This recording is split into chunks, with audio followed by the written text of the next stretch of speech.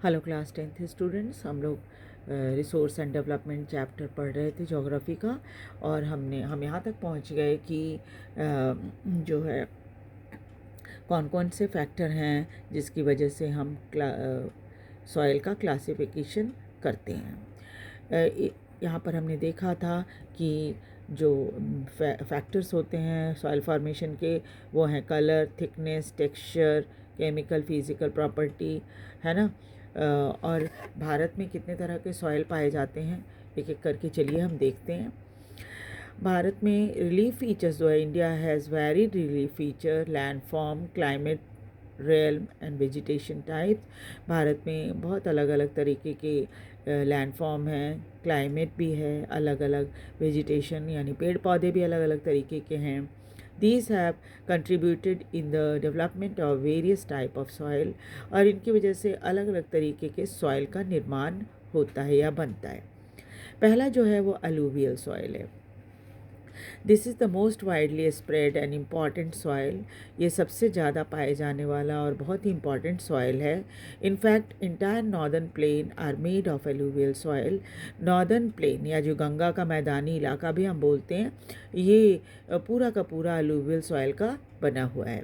These have been deposited by 3 important Himalayan river system.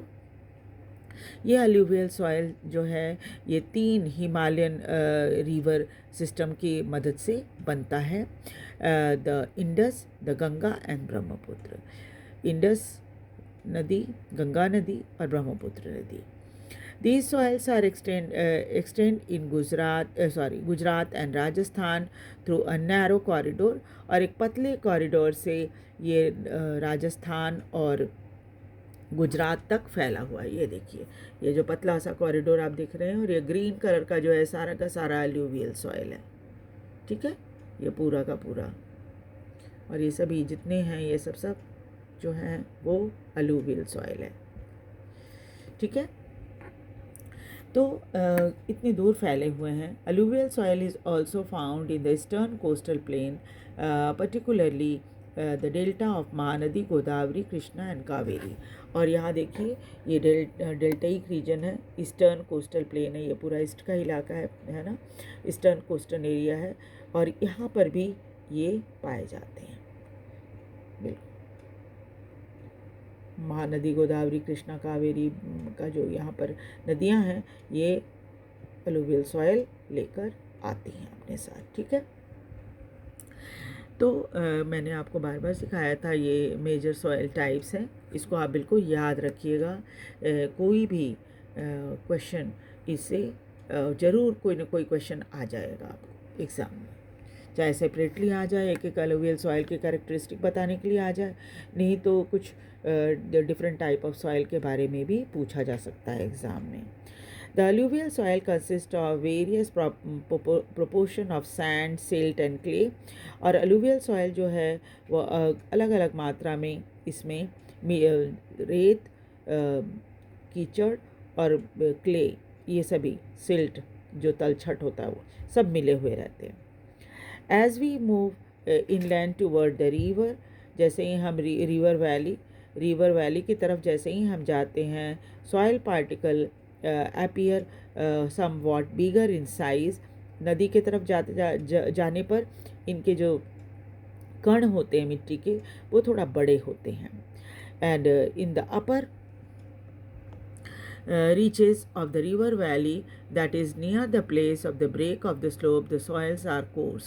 और जैसे जैसे हम घाटी में ख़ास तौर पे जहाँ पर स्लोप ब्रेक होता है यानी कि घाटी बिल्कुल ख़त्म होती है और वहाँ से मैदानी इलाका की शुरुआत हो जाती है, वहाँ पर मिट्टी जो होती है वो ज़्यादा मोटी या रेतीली होती है।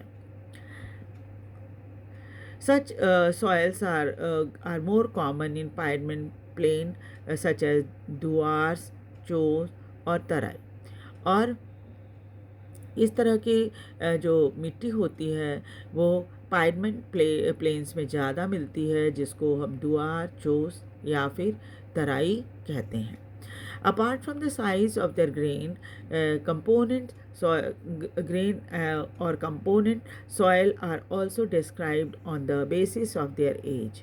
साइज़ और ग्रेन की साइज़ जो होती है, यानी कि जो मिट्टी की साइज़ होती है, कोई रेतीली होती है तो साइज़ थोड़ा मोटा होता है, जो महीन होती है वो क्लेई होती है ना, इस तरह के अलावा हमारे पास और भी कई तरीके हैं जिससे हम सॉइल के बारे में पता लगा सकते हैं, जैसे उसकी एज कब बनी थी ये।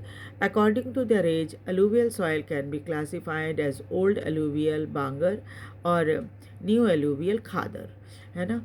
तो क्या है कि जो सॉइल है उसको हम अगर उसके एज के हिसाब से जांचेंगे, जज करेंगे, तो क्या होगा, दो तरह की अलूवियल सॉइल होती है।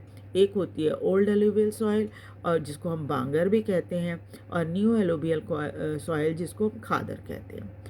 बांगर soil is higher concentration of kankar nodule. Bangar में ज़्यादा कंकड़ होते हैं खादर की तुलना में। It has more fine particle and more fertile than bangar, और बांगर की तुलना में खादर ज़्यादा फर्टाइल होता है। Alluvial soil as a whole are very fertile. वैसे तो कॉमन जो ये है प्रॉपर्टी है अलूवियल सॉइल की, वो ये कि वो बहुत फर्टाइल होती है, बहुत उपजाऊ होती है। Mostly the soil contain adequate properties, proportion of potash, phosphoric acid, lime, which are ideal for the growth of sugarcane, paddy, wheat and other cereal and pulse crops. और इसमें जो मिनरल्स पाए जाते हैं उनमें potash, phosphoric acid and lime होता है, जो कि शुगर केन, पैडी यानी धान जो होता है वो, वीट गेहूँ, और अदर सीरियल दूसरे अनाज जो होते हैं वो, और दालें जो होती हैं वो, इन सब के लिए ये सॉइल बहुत ही महत्वपूर्ण है। Due to its high fertility, region of alluvial soil are intensely cultivated. चूँकि ये बहुत ही उपजाऊ होता है इसलिए यहाँ पर खूब खेती होती है। Densely populated, यहाँ आबादी भी बहुत ज़्यादा होती है। Soils in the drier area are more alkaline and can be productive after proper treatment and irrigation. और जहाँ पर मिट्टी थोड़ी सूखी होती है उसमें एल्कलिनिटी ज़्यादा होती है, और इसकी प्रोडक्टिविटी को बढ़ाने के लिए थोड़ा ट्रीटमेंट करना पड़ता है, और इरिगेशन की सुविधा अगर हो तो ये यहाँ भी आराम से कई चीज़ों की खेती हो सकती, कई अनाज की खेती हो सकती है। उसके बाद है black soil. These soils are black in colour. नाम से ही पता चल रहा है कि चूँकि काले रंग के होते होंगे इसलिए इनका नाम ब्लैक सॉइल है। And are also known as regur soil. इनको रेगूर सॉइल या रेगर सॉइल भी कहा जाता है, रेगर मिट्टी भी कहा जाता है। Black soil is ideal for growing cotton. और ब्लैक सॉइल जो है वो कॉटन उगाने के लिए बहुत ही महत्वपूर्ण है, and is also known as black cotton soil. और यही कारण है कि इनको ब्लैक कॉटन सॉइल भी कहा जाता है। It is believed that the climatic condition along with the parent rock material are the important factor for the formation of black soil. ऐसा माना जाता है कि क्लाइमेटिक कंडीशन के साथ साथ चूँकि जिस मिट्टी को, जिस पत्थर के टूटने से ये बनी है, ये भी एक इम्पॉर्टेंट फैक्टर है काले मिट्टी का बनने का। This type of soil is typical of the Deccan Trap basalt region spread over the northwest Deccan Plateau and is made up of lava flow. और ये सॉइल जो है वो डेक्कन ट्रैप या बेसाल्ट रीजन में ज़्यादा मिलता है, क्योंकि ये नॉर्थ वेस्ट डेक्कन प्लेटू के पास है। क्योंकि यहाँ पर कभी ज्वालामुखी फटी होगी तो उसके लावा के कारण ये बना है। The cover of the प्लेटू of Maharashtra, Saurashtra, Malwa, Madhya Pradesh, Chhattisgarh extend in the southeast direction along the Godavari and Krishna Valley. और ये जो आप देखिए सारा जो इलाका है ब्लैक सॉइल का, ये देखिए ये पूरा का पूरा इलाका जो प्लेटू है, मालवा प्लेटू, ये पूरा का पूरा ब्लैक सॉइल का बना हुआ है। ये पूरा इलाका जो है, और गुजरात में भी है थोड़ा सा इलाका, ठीक है।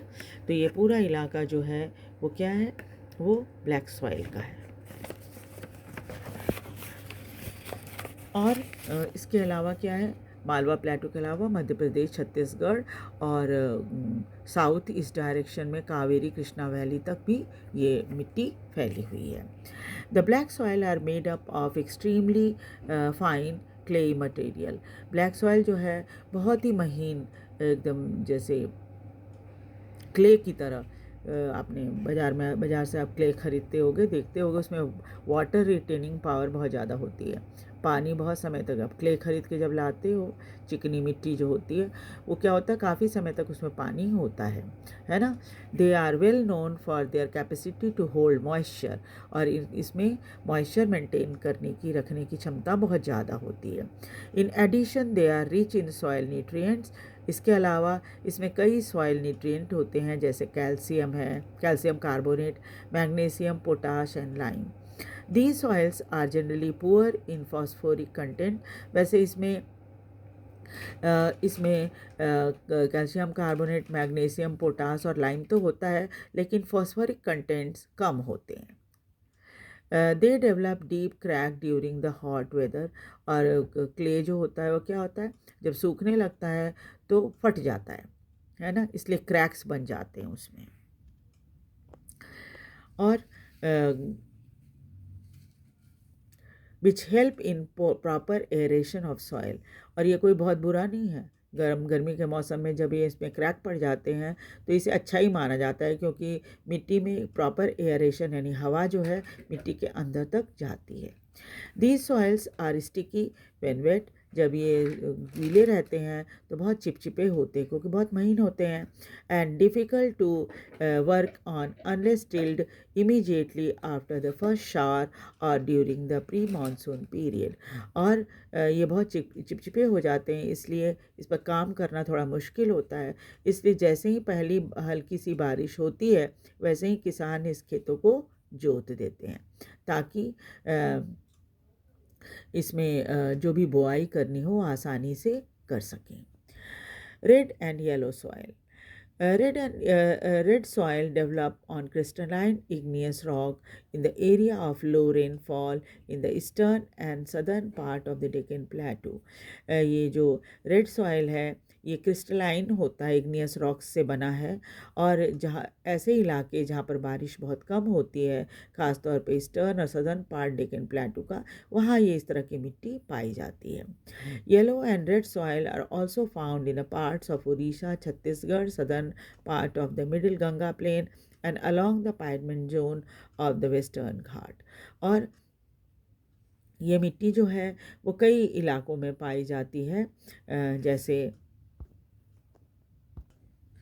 तो इस तरह से क्या है, ये Chhattisgarh, southern part of middle Ganga plain और वेस्टर्न घाट में भी पाए जाते हैं।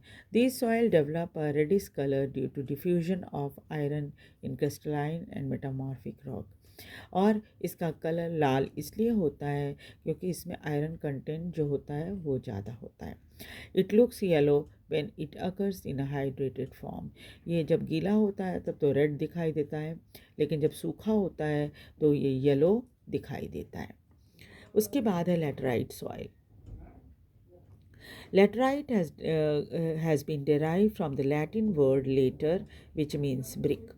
लेटराइट शब्द जो है एक लैटिन शब्द है, और इसका अर्थ होता है ब्रिक, यानी कि ईंट का रंग होना, है ना। Laterite soil develop in the area with high temperature. Laterite soil उन एरिया में पाए जाते हैं जहाँ टेम्परेचर बहुत ज़्यादा होता है, एंड हेवी रेनफॉल, और बारिश भी बहुत ज़्यादा होती है। This is the result of intense leaching due to heavy rain. और लगातार बारिश होने के कारण मिट्टी धुलती रहती है।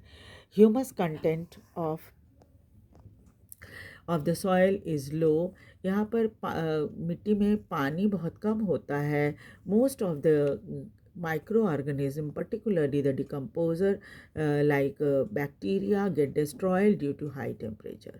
और मॉइस्चर कम होता है और जो माइक्रो ऑर्गेनिज्म होते हैं या डिकम्पोज़र जिसमें बैक्टीरिया वगैरह हैं वो सब के सब चूँकि टेम्परेचर बहुत ज़्यादा होता है इसलिए वो सब के सब मर जाते हैं. Laterite soil are suitable for cultivation with adequate doses of manure and fertiliser. Laterite soil में कोई भी अनाज जो है वो या कोई फसल उगाई जा सकती है तब जब उसमें खाद और फर्टिलाइज़र डाला जाए. These soil are mainly found in Karnataka, Kerala, Tamil Nadu, Madhya Pradesh and the hilly area of Orissa and Assam. और ये सॉइल जो है कर्नाटका, केरला, तमिलनाडु, मध्य प्रदेश और पहाड़ी इलाके उड़ीसा और आसाम के वहाँ पाए जाते हैं. After adopting appropriate soil conservation technique particularly in the hilly area of Karnataka, Kerala, Tamil Nadu, this soil is very useful for growing T and coffee. कुछ मिट्टी में कुछ ऐसी सॉइल कंजर्वेशन टेक्निक अपनाकर कैसे मिट्टी को सुरक्षित रखें वो कुछ तरीके अपनाकर ख़ास तौर पे पहाड़ी इलाके जो कर्नाटक, केरला और तमिलनाडु के हैं ये सॉइल बहुत यूज़फुल होती है चाय और कॉफ़ी उगाने के लिए. Red laterite soil in Tamil Nadu, Andhra Pradesh, Kerala are more suitable for crops like cashew nut. और ये रेड लैटराइट सॉइल जो है ये तमिलनाडु, आंध्र प्रदेश और केरला में ज़्यादा इसे कैश्यू नट या काजू उगाने में काजू लगाया जाता है इन इलाकों में. उसके बाद एरिड सॉइल. एरिड सॉइल यानी सूखी मिट्टी. Arid soil range from red to brown in colour. Arid soil का ज़्यादातर रंग जो है वो रेड या ब्राउन होता है. And they are generally sandy in texture. ये रेतीले होते हैं, सलाइन इन नेचर और नमकीन भी होते हैं. In some area of salt content is very high. कुछ एरिया ऐसा है यहाँ पर तो नमक इतना ज़्यादा होता है. Common salt is obtain bye evaporating water. यहाँ पर साधारण नमक जो होता है पानी को उबालकर या प्राप्त किया जा सकता है. Due to the dry climate, high temperature, evaporation is faster. सूखा मौसम होने के कारण और टेम्परेचर ज़्यादा होने के कारण पानी का जो एवोपरेशन होता है या पानी का भाप बनना जो होता है वो बहुत तेज़ी से होता है. And the soil lakhs humus and moisture. यही कारण है कि सारा पानी तो भाप बनकर उड़ जाता है. इस वजह से मिट्टी में नमी बिल्कुल नहीं होती. The lower horizon of the soil are occupied by kankar. जो लोअर एरिया है मिट्टी का वहाँ पर कंकड़ बहुत ज़्यादा होते हैं. Because the increasing calcium content downward. क्योंकि जैसे जैसे अंदर जाते हैं कैल्शियम कंटेंट बढ़ जाता है. द कंकड़ layer formation in the bottom horizon restrict the infiltration of water. और जब ये जमा हो जाता है कंकड़ लेयर तो क्या होता है पानी नीचे नहीं जा पाता. After proper irrigation these soil become cultivable as has been in the case of western Rajasthan. Proper irrigation तभी सुविधा देने के बाद ये मिट्टी कुछ काम के लायक होती है यानी यहाँ पर खेती की जा सकती है ख़ास तौर पे वेस्टर्न राजस्थान में है ना. यहाँ देखिए एरिड सॉइल का दे रखा है ये कैसा होता है ये. उसके बाद है forest soil. These soils are found in the hilly and the mountainous area where sufficient rain forest are available. ये मिट्टी जो है पहाड़ी इलाकों में और इलाकों में पाई जाती है वहाँ जहाँ फॉरेस्ट बहुत ज़्यादा होते हैं और बारिश भी अच्छी खासी होती है. यहाँ पर रेन फॉरेस्ट भी बहुत ज़्यादा होते हैं. The soil texture varies according to the mountain environment where they are formed. और सॉइल का जो टेक्सचर है या जो सॉइल की क्वालिटी है वो माउंटेन के एनवायरनमेंट के ऊपर डिपेंड करती है कि वो कहाँ बनी थी. They are loamy and silty in valley side. ये लोमी और सिल्टी होते हैं घाटियों में. And coarse grain in the upper slope. और जैसे सब ऊपर जाओ तो वो रेतीले हो जाते हैं. In the snow covered area of Himalaya these soil experience denudation and are acidic with low humus content. अगर आप और ऊपर जाओ पहाड़ी इलाके जो हिमालय के हैं वहाँ, तो वहाँ पर क्या होगा कि बर्फ़ से ढकी रहेगी ये, और इसी कारण क्या होता है यहाँ डेनुडेशन बहुत ज़्यादा होता है कि जब बर्फ़ नीचे सरकती है तो फिर क्या होता है अपने साथ बहुत सारी मिट्टी लेकर आती है, थोड़ा एसिडिक भी होता है, और यहाँ पर ह्यूमस कंटेंट बहुत कम होता है। इसलिए कम होता है क्योंकि सारा पानी तो बर्फ़ के रूप में हो जाता है ना। The soil found in the lower part of the valley, particularly on the river terraces, alluvial fans are fertile. और जहाँ पर मिट्टी जो है थोड़ा लोअर पार्ट घाटी के नीचे वाले हिस्से में, जहाँ पर रिवर टेरेसेस और अलूवियल फ़ैन जो होते हैं यहाँ पर बड़े फर्टाइल होते हैं, क्योंकि नदियाँ जो हैं क्या करती हैं अपने साथ बहुत ही फर्टाइल सॉइल लेकर आती है, और यहाँ पर जब घाटियों में ये जमा हो जाती है तो यहाँ पर जो मिट्टी होती है वो काफ़ी फर्टाइल हो जाती है और अच्छी खासी यहाँ पर खेती की जाती है। ठीक है, तो अगले क्लास में हम लोग soil halogen and soil conservation पढ़ेंगे। आपको वीडियो कैसा लगा लाइक और सब्सक्राइब कीजिए और शेयर भी कीजिए। अपने कमेंट करके मुझे बताइए कि कैसा आपको समझ में आ रहा है चैप्टर या नहीं। Thank you very much.